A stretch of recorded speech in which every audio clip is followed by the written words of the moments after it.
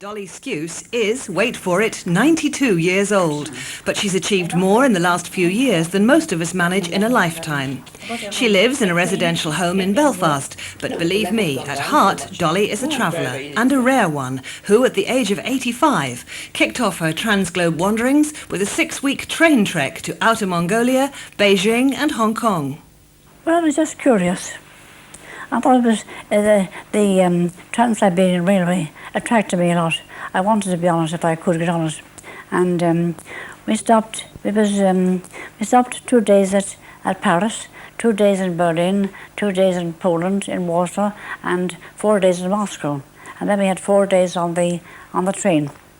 And then we went on into China. And the next year, aged almost 86 remember, Dolly was off again, this time to Kenya, enjoying the safari experience, following it a year later with an exploration of India and Nepal, where she was really flying high.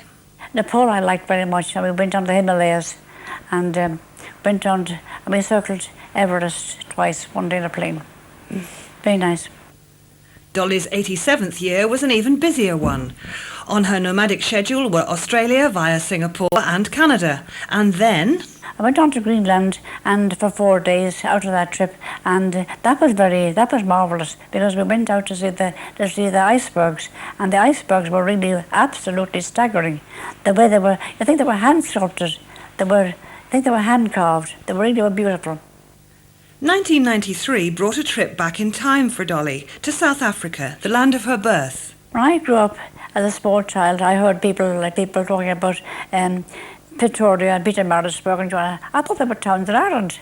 I didn't realise that they were, for a long time, they were places in Africa. And I decided, well, now or never, I won't, if I don't go soon, I won't go at all.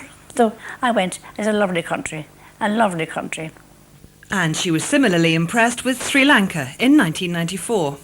Down below there was all the vegetation and the lovely flowers and shrubs and trees, and then you went up 7,000 feet up to the tea plantations, and they were beautiful also. It was a lovely island, a lovely island.